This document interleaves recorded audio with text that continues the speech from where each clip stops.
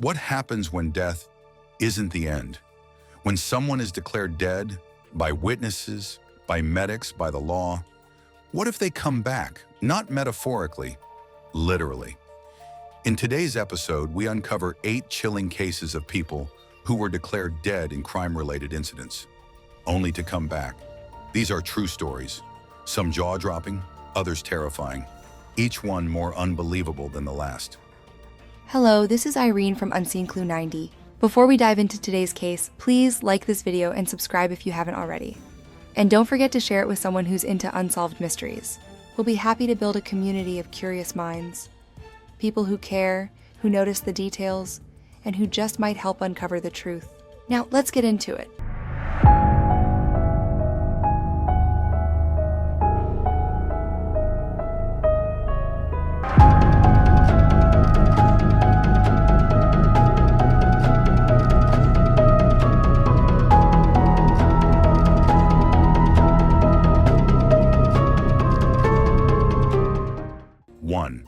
Velma Thomas, dead for 17 hours and came back. In May 2008, a woman named Velma Thomas from Nitro, West Virginia, suffered a massive series of heart attacks. Paramedics arrived quickly and immediately attempted to revive her. By the time she reached the hospital, Velma had been through multiple defibrillation shocks, 10 times to be exact. Nothing worked. Doctors fought for hours, but her heart would not restart. Eventually, she was placed on life support, and after her brain activity flatlined, the medical team, with the family's consent, removed the life-sustaining machines. To every witness in the room, Velma was gone. Her body was cold, her eyes unresponsive. Her son even signed the documents confirming her death. But something didn't sit right. Her son said a voice in his head told him to wait. He prayed. For 17 hours, Velma lay lifeless in a hospital room. No heartbeat, no brain activity, no response. But then, suddenly, nurses noticed a faint movement. Her heart monitor blipped. Velma gasped for air. She came back to life, fully conscious, and with no visible brain damage. Doctors were stunned. The leading physician at the Charleston Area Medical Center said he'd never seen anything like it in over 2 decades of practice. What brought Velma back after nearly a full day of death? Was it a rare medical anomaly, or something we don't yet understand? 2. Zach Dunlap, declared brain dead, but he could hear everything. In 2007, 21-year-old Zach Dunlap from Oklahoma was involved in a catastrophic ATV accident. He was rushed to the hospital, but after 36 hours of zero neurological activity, doctors declared him brain dead. His family was devastated, and plans were made to donate his organs. A transplant team was en route. As part of the standard procedure, doctors conducted a final neurological test before the organ harvesting began. They scraped the bottom of Zach's foot with a knife, a test for basic reflexes. To their shock, Zach moved his foot. Then he moved his hands. Doctors rushed to cancel the organ removal and put Zach on emergency life support. What's most disturbing? Zach later told the press that he had been aware the entire time. He could hear the doctors declaring him dead. He heard his own family crying over him. He heard when they said he was being harvested for organ donation. He was trapped inside a body that couldn't move, paralyzed, dying, yet conscious. After months of rehab, Zach made a near-full recovery. The psychological trauma, however, lingered. He struggled with depression, confusion, and the existential horror of being alive when everyone thought he was dead. His story raises disturbing questions about the accuracy of brain death diagnoses, and how often mistakes like this might go unnoticed. 3. Carlos Camejo, autopsied alive. In 2007, Carlos Camejo, a Venezuelan man in his 30s, was involved in a horrific car crash. Emergency responders at the scene declared him dead due to severe head injuries and apparent cardiac arrest. His body was transported to the local morgue, and due to overcrowding, he was scheduled for a fast-track autopsy before burial. The forensic pathologist began making a deep incision along his face, and that's when Carlos screamed in pain. The medical team, shocked and horrified, realized they were cutting open a man who was still alive. Carlos later recounted the agonizing experience of slowly waking up in unbearable pain while being sliced open. His wife, who had arrived to identify the body, found him covered in blood and stitches, but alive. Doctors theorized that his vital signs had become so faint that medics at the scene simply assumed he was dead. But shouldn't there have been checks? Double confirmations? Carlos still bears a facial scar as proof of what happened to him, but his case exposes dangerous cracks in systems that should ensure death is verified beyond doubt. In many parts of the world, especially in overcrowded, underfunded medical centers, mistakes like this are not only possible, they may be inevitable. 4. Anna Bogenholm, frozen to death, then reanimated.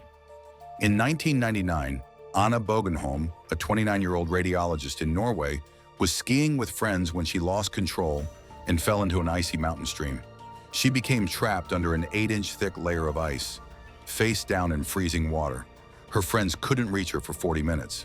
By the time rescuers pulled her out, she had no pulse, no breathing, and her core temperature had dropped to a record-breaking 13.7 degrees Celsius, 56.7 degrees Fahrenheit.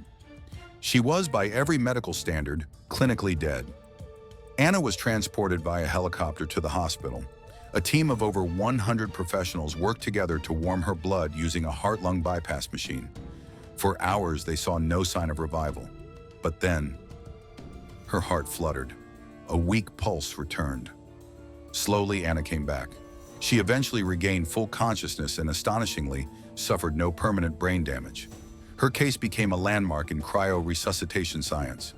The extreme cold had slowed her brain metabolism to such a low rate that she was preserved like a human time capsule. She wasn't just lucky, she was scientifically unique. Her survival changed how doctors treat severe hypothermia. But beneath the triumph lies a chilling truth. Even when a body appears dead, nature might still be holding a secret thread of life. 5. Fagilyu Mukhametzyanov woke up at her own funeral. In Kazan, Russia, 2011, 49-year-old Fagilyu Mukhametzyanov collapsed in her home, complaining of chest pain. She was declared dead from a heart attack and transported to a funeral home. The next day, her body was displayed in an open casket, and mourners began to pay their respects. That's when Fagilyu opened her eyes, looked around, and screamed. The guests fled in panic. Funeral home staff called emergency services. Fagilyu was rushed back to the hospital, still breathing and panicked. But tragically, she suffered a second heart attack from the shock of waking up inside her own funeral. She died for real just a few hours later.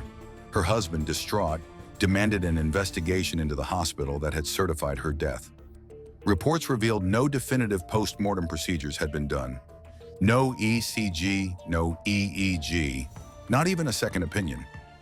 In rural areas like hers, overworked doctors often made rushed calls. But how many people are being buried alive because of these rushed decisions? How many aren't lucky or unlucky enough to wake up in time? 7. Giselle Ford, brief revival after abuse. In July 2013, in one of Chicago's most disturbing child abuse cases, 8-year-old Giselle Ford was found unresponsive in her grandmother's home. The girl had been starved, beaten, and locked in a filthy room by her grandmother and father. Her body was frail, covered in bruises and bed sores. When paramedics arrived, they believed she was already dead.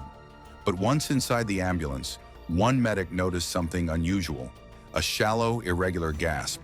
Giselle was still barely alive. She was rushed to the hospital and placed on life support. But despite every effort, she died within hours.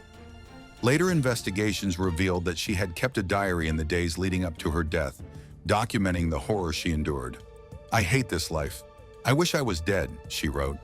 Her brief revival caused prosecutors to re-examine the timeline of events, whether her life could have been saved had someone intervened sooner.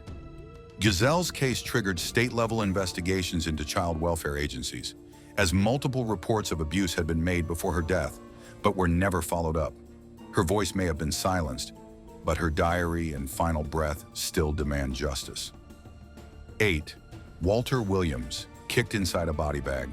In 2014, Walter Williams, a 78-year-old man from Mississippi, was declared dead after hospice nurses found no pulse. The coroner signed his death certificate. He was zipped into a body bag and transported to the Porter & Sons funeral home.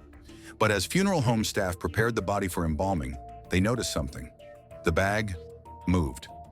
They opened it to find Walter kicking and gasping for air. Walter was rushed to the hospital and stabilized. Doctors couldn't fully explain what happened. One theory was that his pacemaker had temporarily stopped and later restarted his heart. But there were no conclusive answers. He lived for 15 more days after his return and told local reporters, "I'm glad they didn't put me in the ground yet." His story made national headlines, but behind the sensationalism lies a serious concern. How many other elderly patients are being misdiagnosed as dead due to human error or equipment failure? These aren't ghost stories. They're real, documented, investigated. 8 people declared dead, some even dissected, mourned, and buried, came back. Some survived, others died again shortly after. But every case shatters our understanding of death. It begs the question, what does it really mean to die? And how many others were buried too soon? If this video chilled you to the core, hit that like button. Share it with someone who needs to hear it. And drop your thoughts in the comments. What's the most disturbing part of all this? Subscribe for more deep dive investigations into crime, conspiracy, and the unexplainable.